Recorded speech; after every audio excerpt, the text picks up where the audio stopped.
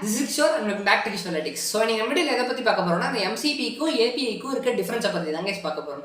So ரீசெண்டாக இந்த எம்சிபிலாம் ட்ரெண்டிங்காக இருக்குல்ல. ஸோ இந்த எம்சிபிலாம் நீங்கள் படிக்கும்போது என்னடா இது பார்க்கறதுக்கு இன்னொரு ஏபிஐ மாதிரியே இருக்கே.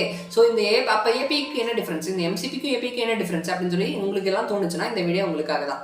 ஓகேங்களா? ஸோ இந்த வீடியோ முடிகிறப்ப இந்த எம்சிபினா இதுதான், ஏபிஐனா இதுதான் அப்படின்னு சொல்லிட்டு இந்த கன்ஃபியூஷன் உங்களுக்கு போயிடும். So let's get into it.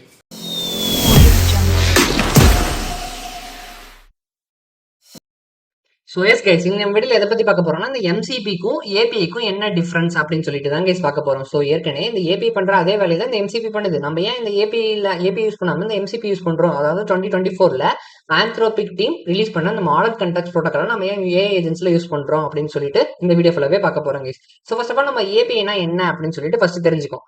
So API பற்றி உங்களுக்கு நல்லா புரிஞ்சிருக்காக ஒரு ட்ரெடிஷனல் எக்ஸாம்பிளோட கொண்டு வந்திருக்கு. ஓகேங்களா? ஸோ இப்போ நீங்கள் ஒரு ஹோட்டலுக்கு போறீங்க. அந்த ஹோட்டலுக்கு போனோடனே என்ன பண்ணுவாங்க, வெயிட்டர் வந்து உங்கள்கிட்ட ஒரு மெனு கார்டு கொடுப்பாங்க. அதாவது அந்த ஹோட்டல்ல என்ன டிஷ்ஷஸ்லாம் இருக்கு அப்படின்னு சொல்லிட்டு ஒரு மெனு கார்டு கொடுப்பாங்கல்ல.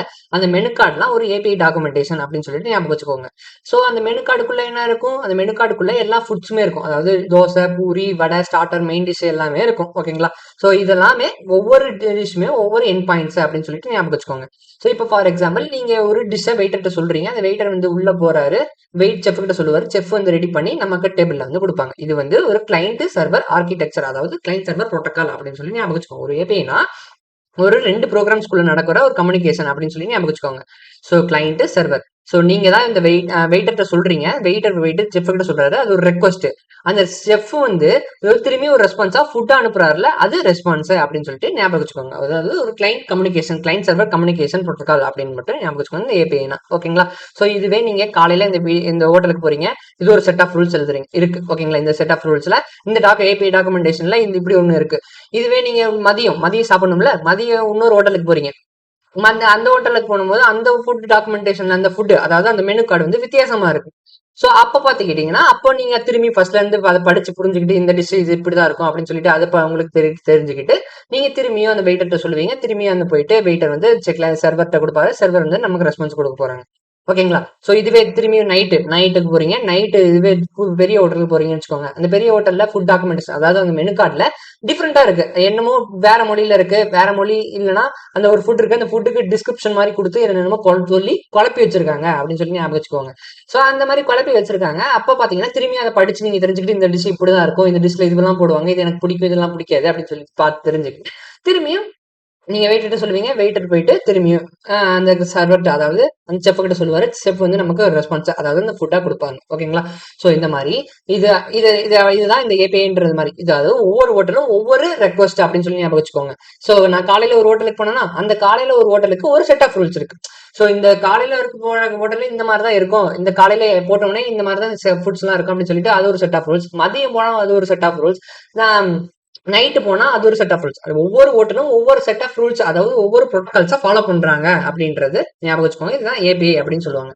ஸோ ஏபிஐனா ஒண்ணுமே இல்லை, நாங்க ரொம்ப குழப்ப விரும்பல. ஏபிஐனா ஒண்ணுமே இல்லை, கிளைண்ட்டுக்கும் சர்வருக்கும் நடக்கிற கம்யூனிகேஷன் அப்படின்னு சொல்லி ஞாபகம் வச்சுக்கோங்க.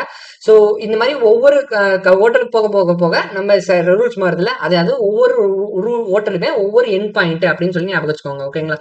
Slash read, slash right, slash response அப்படின்னு சொல்லிட்டு நான் சும்மா ஒவ்வொரு என் பாயிண்டா கிரியேட் பண்றேன். அதாவது காலையில, மதியம், இரவு அப்படின்னு சொல்லிட்டு மூணு ஹோட்டலுக்கு போறீங்க. மூணு ஹோட்டல்லையுமே ஒவ்வொரு ரூல்ஸ், அதாவது ஒவ்வொரு செட் ஆஃப் ரூல்ஸ் இருக்கு அப்படின்னு சொல்லி ஞாபகம் வச்சுக்கீங்க. Okay fine.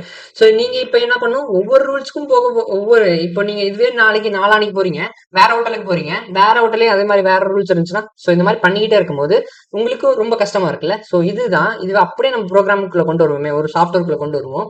சோ இதுவே இப்ப நீங்க ஃபார் எக்ஸாம்பிள் நீங்க ஒரு ஏ ஏஜென்சி கிரியேட் பண்றீங்க அப்படின்னு சொல்லி ஞாபகம் வச்சுக்கிட்டா, அந்த ஏ ஏஜென்சி வந்து ஃபர்ஸ்ட் காலண்டர்ல இருக்கிற எல்லா மீட்டிங்ஸும் ஷெட்யூல் பண்ணிருக்கா அப்படின்னு சொல்லி பாப்பீங்க. சோ செகண்ட் திங் வந்து என்ன சொல்லி பாப்பீங்கன்னா, வெதர் ஆப், இன்னைக்கு என்ன வெதர் இருக்கு, நான் வெளியே போலாமா அப்படின்னு சொல்லி பாப்பீங்க. சோ தேர்ட் வந்து என்னது, ஒரு டீம்ஸ் ஆப்ல என்னென்ன மெசேஜஸ் எல்லாம் வந்திருக்கு அப்படின்னு சொல்லிட்டு படிக்கிறதுக்காக ஒரு இது இருக்கு. ஒரு என் பாயிண்ட், அதாவது 3 ஹோட்டல் அப்படின்னு சொல்லி வச்சுக்கோங்க. இப்போ ஒவ்வொரு என் பாயிண்ட்டுக்கும் நீங்க ஒவ்வொரு செட் ஆஃப் ரூல்ஸ் எழுதணும். அதாவது நீங்க இந்த வெதர் ஆப், அதாவது ஃபர்ஸ்ட் என்ன சொன்னேன், வெதர் ஆப்புக்கு தனியா ஒரு ஏபிஐ எழுதணும். அந்த ஏபிஐ நீங்க மெயின்டைன் பண்ணிக்கிட்டு இருக்கணும். அதுக்கப்புறம் டீம்ஸ் சேட் படிக்கிறதுக்கு ஒரு ஏபிஐ எழுதணும். அதுக்கு நீங்க தனியா பண்ணி எழுதணும். அதுக்கப்புறம் கேலண்டர்ல இருக்க என்னென்ன மீட்டிங்ஸ்லாம் இருக்கு அப்படின்னு சொல்லி பாப்பீங்க. இன்னைக்கு என்ன தேதி இருக்குன்னு அதுக்கு ஒரு ஏபி எழுதணும். சோ அதுக்கப்புறம் நீங்க திரும்பியும் நாளைக்கு இன்னொரு ஹோட்டலுக்கு போறீங்க, அப்ப புதுசா இன்னொரு ஏபி எழுதுறீங்க. அது வேற என்ன ஏபி எழுதலாம். ஓகே, ஸ்லாக்ல இருக்க எல்லா மெசேஜஸ் படிக்கணும், அதுக்கு ஒரு ஏபி எழுதுறீங்க. அதுக்கப்புறம் என்ன அவுட்லுக்ல இருக்க எல்லா டீம் மெசேஜஸ் மெயிலுக்கும் ரெஸ்பாண்ட் பண்ணும், அதுக்கு ஒரு ஏபி எழுதுறீங்க. ஸோ இந்த மாதிரி ஒவ்வொரு ஏபி எழுதிக்கிட்டே இருக்கிறீங்கன்னா அப்போ நீங்க என்ன பண்ணுவீங்க, ஒவ்வொரு ஏபியும் நீங்க தனியா கஸ்டமைஸ் பண்ணி படிச்சு படிச்சு ஒவ்வொரு, அதாவது ஒவ்வொரு போய் படிச்சு புரிஞ்சு புரிஞ்சு ஒவ்வொரு இதுக்கும் பண்ணிக்கிட்டு இருப்பீங்களா. ஸோ இதுதான் ரொம்ப கஷ்டமா இருக்கு, ரொம்ப மெயின்டைன் பண்ண கஷ்டமா இருக்கு. இதுவே அப்படியே நம்ம இந்த எல்எல்எம் அப்ளிகேஷன், அதாவது எல்எல்எம் அப்ளிகேஷன் நான் எதை மீன் பண்றேன்னா இந்த ஏஐ ஏஜென்ட்ஸ்க்கு அப்படியே கொண்டு வரும். ஸோ இப்போ ஒரு ஏஐ ஏஜென்ட்ஸ் நம்ம எதுக்கு பார்க்குறோம், நம்ம அந்த ஒரு டாஸ்க்கை டக்கு டக்குன்னு முடிக்கிறதுக்காக அந்த இது பண்றதுதான். ஸோ இந்த ஏஐ ஏஜென்ட்ஸ் நம்ம பார்த்தீங்கன்னா ஒரே ஒரு ஒரே ஒரு டூல் மட்டும் தான் கனெக்ட் பண்ணுவாங்களா அப்படின்னு சொல்லி கேட்டீங்கன்னா கண்டிப்பா கிடையாது. ஏன்னா ஏஐ ஏஜென்ட்ஸ் நிறைய இருக்கு. நீங்க ஃபர்ஸ்ட் பாத்தீங்கன்னா உங்க ஏபிஐ காலே யூஸ் பண்ணுவோம், அதே இது ஏபிஐ வச்சுப்போம்.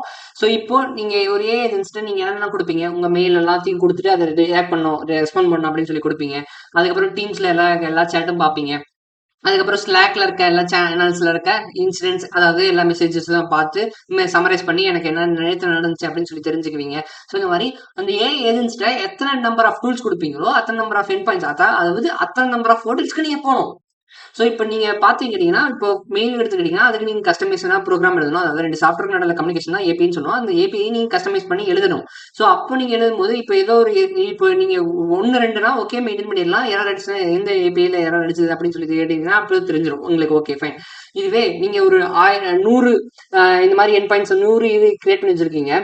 அப்போ உங்களுக்கு எப்ப எது அதை மெயின்டைன் வேற பண்ணணும். அதுக்கப்புறம் அதுல ஏதோ சேஞ்சஸ் நடந்துச்சுன்னா திரும்பி அங்க போயிட்டு அந்த மெயில் இருக்க ஆப்ஷன் மெயில் என் பாயிண்ட்ல போயிட்டு திரும்பி அதை மாடிஃபை பண்ணணும், அந்த கோடை மாடிஃபை பண்ணணும். ஏன்னா மெயில் டெய்லி அப்டேட் ஆகிட்டு இருக்கும்ல. ஸோ அப்போ நீங்க அந்த அந்த யூஸ் கேஸ் இருக்க போது அந்த கோடை நீங்க மாத்தணும். ஸோ இந்த மாதிரி அதை மெயின்டைன் பண்ணும். எரர் அடிச்சுன்னா எரரை ஃபைண்ட் பண்றது ரொம்ப ரொம்ப கஷ்டமா இருக்கும்ல. ஸோ இதுக்காக தான் 2024ல இந்த ஆந்த்ரோபிக் டீம்ஸ் கண்டுபிடிச்ச ஒரு காமன் ஓப்பன் சோர்ஸ் ப்ரோட்டோகால் தான் இந்த மாடல் கண்டெக்ஸ்ட் ப்ரோட்டோகால் அப்படின்னு சொல்லிட்டு சொல்லுவாங்க. ஓகேங்களா. மாடல் கண்டெக்ஸ்ட் புரோட்டோகால் அப்படின்னு சொல்லுவாங்க. அதுதான் எம்சிபி, கண்டெக்ஸ்ட் புரோட்டோகால், எம்சிபி அப்படின்னு சொல்லுவாங்க. ஓகேங்களா. ஸோ இந்த எம்சிபினா ஒண்ணுமே இல்லை, நீங்க வந்து ஃபர்ஸ்ட் நீங்க தான் இந்த ப்ரோக்ராம், அதாவது நீங்க தான் இந்த ஏஐ ஏஜென்ட்னு வச்சுக்கோங்க. இந்த ஏஐ ஏஜென்ட்ஸ்க்கு நடுவுல ஒரு எம்சிபி கிளைண்ட், அதாவது எம்சிபி சர்வர் அப்படின்னு சொல்லுவாங்க. சாரி, எம்சிபி கிளைண்ட் தான் சொல்லுவாங்க. இது ஹோஸ்ட் அப்படின்னு கூட சொல்லுவாங்க. எம்சிபி கிளைண்ட் அப்படின்னு சொல்லுவாங்க. ஓகேங்களா. ஸோ இது ஒரு டிரான்ஸ்லேட்டர். இப்போ நீங்க ஹோட்டலுக்கு போறீங்க, ஹோட்டலுக்கு போகும்போது என்ன சொன்னேன், நீங்க தான் பார்த்து நீங்களே படிச்சு அந்த மெனு கார்டில் இருக்க எல்லா டிஸ்கிரிப்ஷனும் படிச்சு உங்களுக்கு கஷ்டமா இருக்கு அப்படின்னு சொன்னாங்களா. ஸோ இப்போ நீங்க இந்த எம்சிபி நம்ம எப்படி சொல்லலாம்னா ஒரு டிரான்ஸ்லேட்டர் மாதிரி. ஓகேங்களா. ஒரு டிரான்ஸ்லேட்டர் மாதிரி ஞாபகம் வச்சுக்கோங்க. அந்த டிரான்ஸ்லேட்டர்னா என்னன்னு சொல்றேன்னா, ஸோ இப்போ டிரான்ஸ்லேட்டர் அந்த டிரான்ஸ்லேட்டர்கிட்ட கொடுத்துருவீங்க உங்க டாக்குமெண்டேஷன் எல்லாமே. ஓகேங்களா. ஸோ அந்த டிரான்ஸ்லேட்டர்கிட்ட நான் எல்லாத்தையும் கொடுத்துருவேன்ப்பா. அவன் நான் வந்து எனக்கு என்ன வேணும்னு நான் அவங்ககிட்ட சொல்லிடுவேன். அவன் வந்து பார்த்து எனக்கு என்ன பண்ணணுமோ பண்ணி கொடுத்துருவோம். ஓகேங்களா. ஸோ அந்த டிரான்ஸ்லேட்டரே ஈஸியா எல்லாத்தையும் படிச்சு அந்த அவனுக்கு எல்லாமே தெரிஞ்சிருக்கும். அந்த டிரான்ஸ்லேட்டருக்கு இந்த ஹோட்டலுக்கு அடிக்கடி போயிருப்பான், அந்த ஹோட்டலுக்கு அடிக்கடி போற கஸ்டமரா கூட இருந்திருக்கலாம். அவனை நான் வேலைக்கு வச்சு ஒரு டிரான்ஸ்லேட்டரா வேலைக்கு வச்சு அவங்ககிட்ட இந்த மெனு கார்டை கொடுத்து எனக்கு இந்த சர்வீஸ் எல்லாம் பண்ணி கொடு அப்படின்னு சொல்லி அவன்கிட்ட கொடுத்து தட்டி கொடுத்தனா அவன் அந்த சர்வீசஸ் எல்லாம் பண்ணி கொடுத்துருவான். ஓகேங்களா. சோ இது இந்த டிரான்ஸ்லேட்டர் தான் அந்த எம்சிபி கிளைண்ட். ஓகேங்களா. சோ இன்னும் இந்த வீடியோ ஃபுல்லா நான் வந்து எம்சிபிக்கு நான் டெடிகேட்டா ஒரு வீடியோ போட்டிருக்கேன். அதுல வந்து நான் எம்சிபி ஆர்கிடெக்சர்னா என்ன அப்படின்னு சொல்லியிருப்பேன். சோ இந்த வீடியோல நான் எதை பத்தி சொல்றேன்னா இந்த எம்சிபிக்கும் ஏபிஐக்கும் இருக்க டிஃபரன்ஸ் பத்தி தான் சொல்லிட்டு இருக்கேன். ஓகேங்களா. சோ ஏபிஐனா ஒண்ணு மேல நான் ஒவ்வொரு செட் ஆஃப் டூல்ஸ் நான் கஸ்டமைஸ் பண்ணிக்கிட்டே இருக்கணும். If the tools number of the tools increases means we have to maintain it. It's so difficult, right? So we are going to move from API to MCB protocol. ஓகேங்களா. So அங்க MCB ப்ரோட்டோகால்ல தான் நான் ஒரு translator appoint பண்ணியிருக்கேன் அப்படின்னு சொன்னேன். அந்த appoint பண்ண டிரான்ஸ்லேட்டர் நான் எந்த ஹோட்டலுக்கு போனாலும் அவனுக்கு எல்லா ஹோட்டலுக்கு போற கஸ்டமர் தான். ஓகேங்களா. அவன் எனக்கு நீ வந்து மெயில்ல இருக்கிற எல்லாத்தையும் படிச்சு கொடு அப்படின்னு சொல்லி சொன்னாலும் படிச்சு கொடுத்துருவான். அவங்ககிட்ட நீ ஸ்லாக்ல இருக்க எல்லா சேனல்ஸையும் சம்மரைஸ் பண்ணி கொடு அப்படின்னு சொன்னாலும் பண்ணி கொடுத்துருவான். நீ கோட் ரெபாசிட்டரி கொடுத்து இது எல்லாமே பண்ணி கொடு அப்படின்னு சொல்லி போனாலும் பண்ணி கொடுத்துருவான். ஸோ இப்போ நீங்க என்ன பண்ணலாம், இப்போ ஃபார் எக்ஸாம்பிள் வெதர் அப்ளைனர் வெதர் அப்படின்னு சொல்லி பார்த்தாலும் பண்ணி கொடுத்துடலாம். ஸோ இப்போ நீங்க என்ன வேணாலுமே கனெக்ட் பண்ணிக்கலாம். ஆனா ஒரே ஒரு எம்சிபி கிளைண்ட் மட்டும் தான் பண்ணிட்டு இருக்கீங்க. அதுதான் இப்போ ஃபார் எக்ஸாம்பிள் நீங்க ஒரு ரெக்வஸ்ட் அனுப்புறீங்கன்னு வச்சுக்கோங்க. இந்த டிரான்ஸ்லேட்டர்கிட்ட சொல்றீங்க எனக்கு வந்து மெயில்ல இருக்க எல்லா மெயில்ல இருக்க எனக்கு டீம் லீடர் அனுப்பின மெயில் மட்டும் எடுத்து கொடு அப்படின்னு சொல்லிட்டு அது ஒரு என் பாயிண்ட். இந்த டிரான்ஸ்லேட்டருக்கு அந்த மொழிக்கு என்ன தேவையோ அந்த மெயிலுக்கு என்ன எப்படி பேசினா புரியுமோ அதே மாதிரி அதை பேசி புரிய வச்சிருவான் அப்படின்றதுதான் மெயின் திங்கு. ஓகேங்களா. ஃபைன். ஸோ நம்ம அதுல ஏபிஐல ஒரு டிஸ்அட்வான்டேஜஸ் பார்த்தோம். என்னன்னு சொன்னா மெயில் ஏதோ சேஞ்ச் பண்ணிட்டாங்க, ஒரு அப்டேட் பண்ணிட்டாங்க அப்படின்னா நீங்க என்ன பண்ணணும், திரும்பி அந்த கோடுக்கு போயிட்டு நீங்க அப்டேட் பண்ணணும் அப்படின்னு நான் சொன்னேன்னா. ஸோ இப்போ நீங்க என்ன இதுல என்ன வந்து ஒரு யூஸ் கேஸ் என்னன்னா, மெயில் இது எல்லாமே இந்த எல்லாத்தையுமே அந்த சர்வீஸ் ப்ரொவைடர்ஸே மெயின்டைன் பண்ணிப்பாங்க. ஓகேங்களா? ஸோ மெயில் வந்து கூகுளே மெயின்டைன் பண்ணிப்பாங்க. அவங்க ஒரு எம்சிபி சர்வர் கொடுத்துருப்பாங்க. அந்த எம்சிபி சர்வர் எம்சிபி கிளைண்ட் கூட கனெக்ட் பண்ண மட்டும் போதும். ஸோ ஏதோ ஒரு அப்டேட் நடந்தாலும் ஓகே, அவங்களே சேஞ்ச் பண்ணிப்பாங்க கோடு. ஓகேங்களா? ஸோ ஏதோ ஒரு டீபக் பண்றாங்கனாலும் அவங்களே பண்ணிப்பாங்க. எந்த இது யாருமே வராது.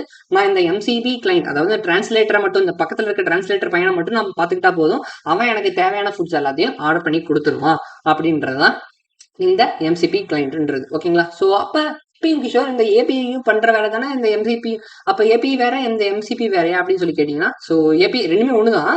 ஸோ அப்படி சொல்லிட முடியாதுல்ல. ஸோ இதே பண்ற வேலை தான் அது பண்ணுது. ஆனா நடுவில் அதுக்கு ஏபி இருக்குன்னா இப்ப என்ன பண்ணுது அது.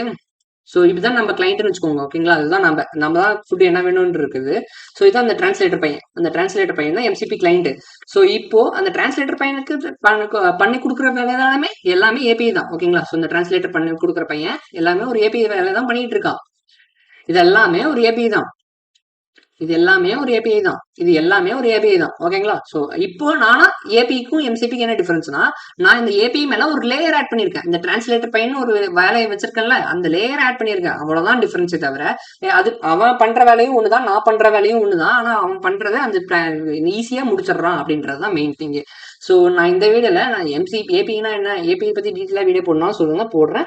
பட் நான் அந்த எம்சி பத்தி டீட்டெயிலா ஏற்கனவே வீடியோ போட்டிருக்கேன். அது லிங்க் டிஸ்கிரிப்ஷன் பாக்ஸ்லயும் கொடுக்குறேன், மறக்காம செக் அவுட் பண்ணி பாருங்க. ஸோ இந்த வீடியோக்கும் இதுதான் டிஃபரன்ஸ். ஏபிஐ ரீப்ளேஸ் பண்ணிருமா அப்படின்னு சொல்லி கேட்டீங்கன்னா கண்டிப்பா கிடையாது. அதுக்கு மேல இருக்க லேயரை தான் அது இது பண்ணிருக்கு. அது மேல இருக்க லேயர் நம்ம வைக்கிறோம், அந்த லேயர் வந்து எல்லாத்தையும் மெயின்டைன் பண்ணிக்குது அப்படின்றதான் மெயின் திங். இதுதான் ஆர்கிடெக்சரே சொல்லுவாங்க.